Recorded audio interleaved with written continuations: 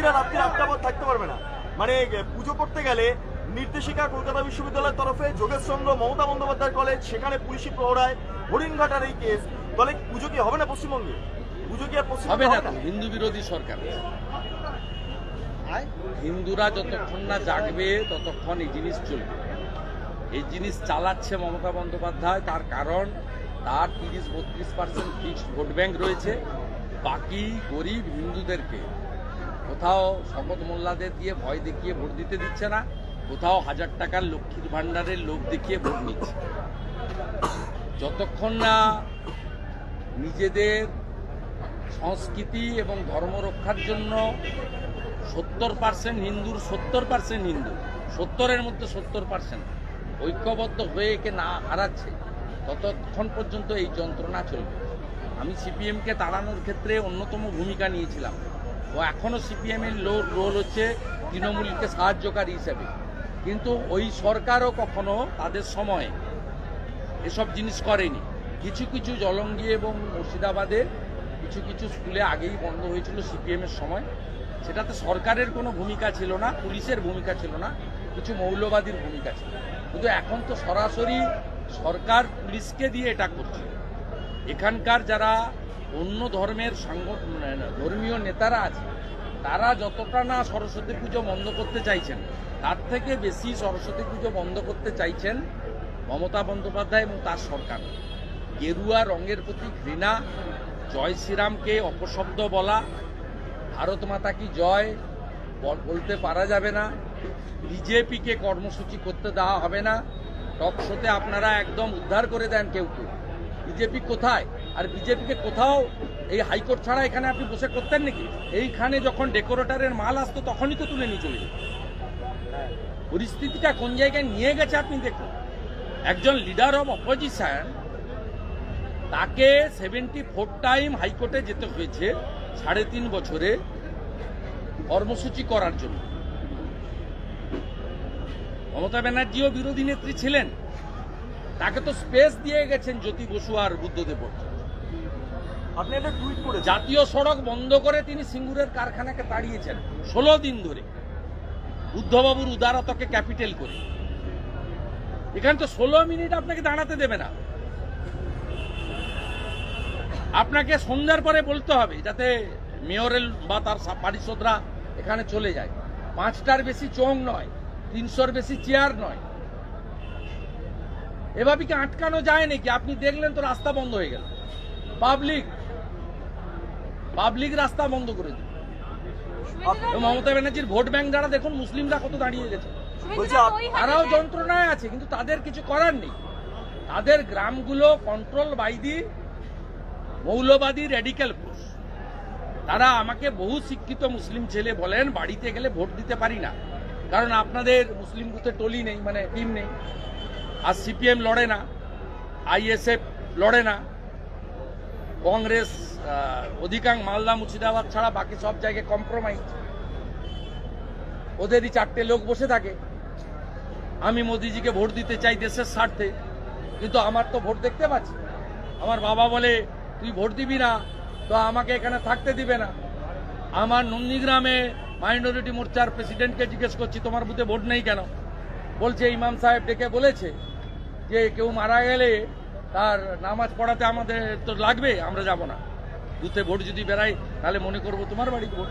মানে আপনি একটা টুইট করেছেন আজকে যে বাংলাদেশ হয়ে যাবে, বাংলাদেশের সঙ্গে তুলনা করে আপনি একটা টুইট করেছেন। হ্যাঁ, তো আমরা আশা করেছিলাম যে 26 সালে পিসি ভাইপো জিতলে 31 সালে আমরা এটা দেখব, কারণ ববি হাকিম চাইছেন 50% পেরিয়ে যাক।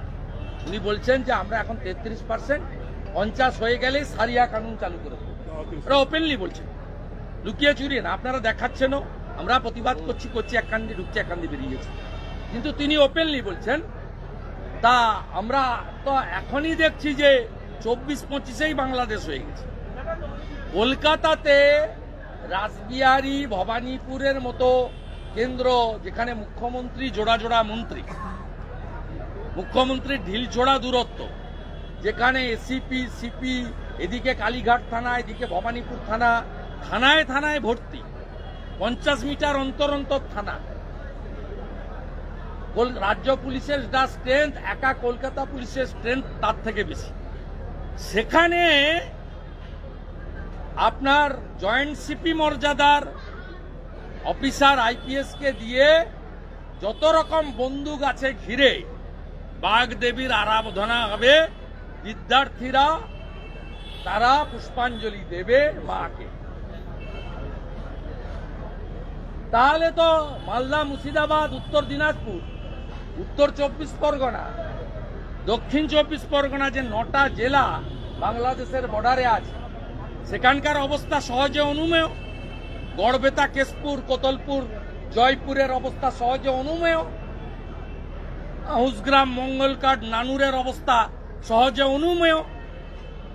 গোসাবা, বাসন্তী, ভাঙড়, হিঙ্গলগঞ্জ, মিনাখা, বাদুড়িয়ার অবস্থা সহজে অনুমেয়। তাতেও হাইকোর্টকে সেখানে ভূমিকা নিতে হলো। এই অনুমতির জন্য হাইকোর্টকে হস্তক্ষেপ করতে হচ্ছে।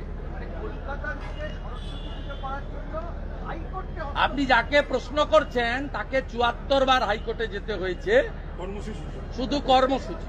সমর্থকরা, জনগণ জড়ো হবে, আমার কথা বা রাজ্যের কথা বা আমার দলের কথা আমি বলবো, যেটা বাবা সাহেব আম্বেদকর আমাকে সংবিধানে দিয়ে গেছে, তার জন্য যেতে হয়েছে, কোনো আইন অমান্য নয়।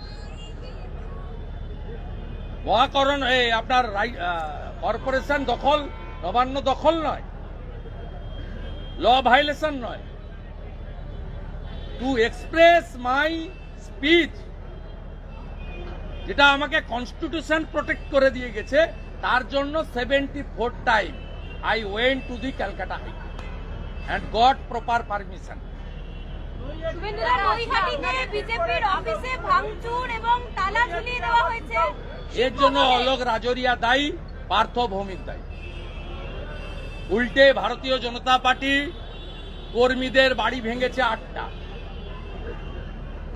ভারতীয় জনতা পার্টির যেখানে ইলেকশন অফিস হয়, অনুষ্ঠান বাড়ি, সিংহেদের বাড়ি আগুন জ্বালিয়েছে। আমি এক স্যান্ডেলে এক্ষুনি দিচ্ছি এবং আপনাদের মাধ্যমে অলোক রাজরিয়াকে সতর্ক করছি, যদি এক্ষুনি রাজীব কুমারকেও জানাচ্ছি যে আপনারা যদি ব্যবস্থা না নেন তাহলে দেখুন দেখুন কিভাবে আগুন লাগাচ্ছে, দেখুন কিভাবে এক ভারতীয় জনতা পার্টির যেখানে ইলেকশন অফিস হয় 8 জন বিজেপি কর্মীর বাড়িতে। এখন তৃণমূলের 2টো দল ছিল, আমিও আক্রান্ত হয়েছি একটা দলের দ্বারা, তাপস দাও আক্রান্ত হয়েছে। সেটা কি? আদি তৃণমূল, নব্য তৃণমূল, লাল চুল কানে দুল, তাহারই নাম যুবা তৃণমূল, যাদের আবির্ভাব হয়েছে ধরাধামে 2011 সালে 21শে জুলাই ব্রিগেড প্যারেড ময়দানে, মাননীয় ভাইপোর পার্টি, তাদের দ্বারা আমরা আক্রান্ত। আমরা সবাই বলতাম আদি তৃণমূল, নব তৃণমূল। আদিকে দেখলে বোঝা যাবে হাতে মাকড়ি নেই, চোখে দামি সানগ্লাস নেই, পায়ে লোটো নেই, 5-10টা হাতে 16টা আংটি নেই, জোড়া আইফোন নেই, জিলেট করা চুল নেই, চুলগুলো উপরের দিকে তাকিয়েছে, এইসব মাকড়ি টাকড়ি এগুলো নেই যারা, তারা হচ্ছে আদি তৃণমূল ছিল। তারপরে এলো নব্য তৃণমূল, ভাইপো, তার সঙ্গে বিনয় মিশ্র, তার সঙ্গে হুগলির শান্তনু, তারপরে এখানে সৌম্য বক্সি, অনেক এরা আছে, সব চোর ডাকাত, কুন্তল ইত্যাদি ইত্যাদি। এরপরে এখন রিসেন্ট আপনার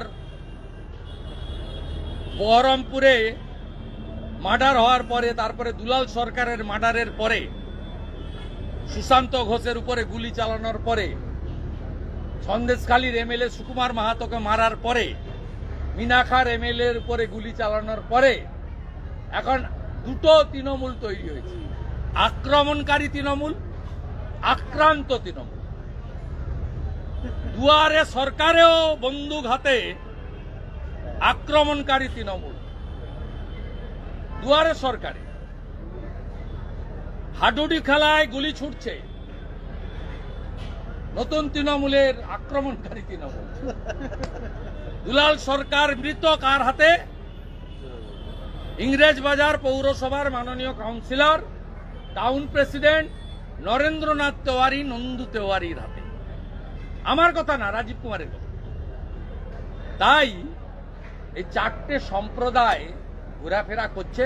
সবাই সাবধানে থাকবেন, রাত্রে কম বেরোবেন, চোখ কান খোলা রাখবেন, খুব সতর্ক থাকবেন। যে কোনো সময় বাড়ি ভেঙে পড়তে পারে, হেলে পড়তে পারে, এমনকি মাথায় গুলি এসে লাগতে পারে।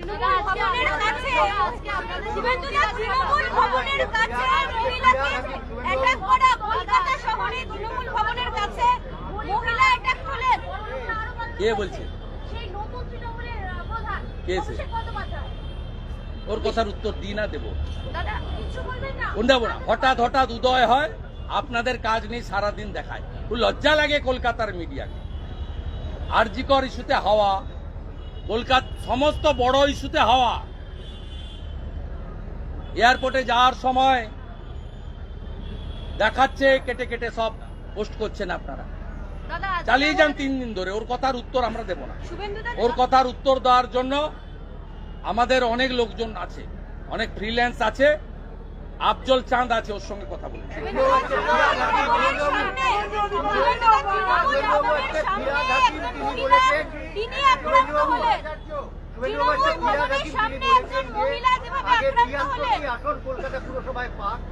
তারপর আমার জায়গায় বসবে, ওনারা 3টি আসনে রয়েছেন। আপনার সভা চুরি করেছে মমতা ব্যানার্জির ওয়ার্ড বিধানসভা ভবানীপুর 9টা ওয়ার্ডের 6টাতে বিজেপির লিড। কোন মুসলিম লোককে স্বাধীনভাবে ভোট দিতে দেয় না, জোর করে তাদেরকে সাম্প্রদায়িক প্রচার করে ভোট করায়, আমাদেরকে হিন্দু দল বলে দাগিয়ে দিয়ে করায়। আমিও বলি ওরা ভোট দেবে না। ভোট কখন দেবে আমরা জানি, যখন রাজ্যে আমরা সরকারে আসব তখন ভোট হবে, তখন সেটা আমরা জানি। তার আগে আমরা হিন্দু ভোট বাড়িয়ে সরকারে আসবো, খুব এসেন্সিয়াল। আপনি নিশ্চিন্তে থাকুন, 39% ভোট পেয়েছি, কমপ্লিট হিন্দু এবং জনজাতির ভোট। আরো 5% কেন, 10% হিন্দু ভোট বাড়াবো। আপনারা চালিয়ে যান। Hats off to Zakir Sheikh and Sabir Ali. আপনারা চালিয়ে যান, আমরাও চালিয়ে যাচ্ছি। হিন্দু তাকত দেখাবে বাংলায়, বলে গেলাম আপনাকে।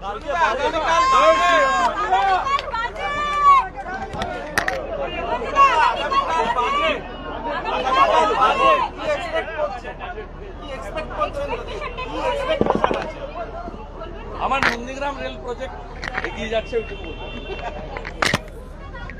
बिट्टू हमारा बुम दीजिए बिट्टू आस्ते आस्ते आस्ते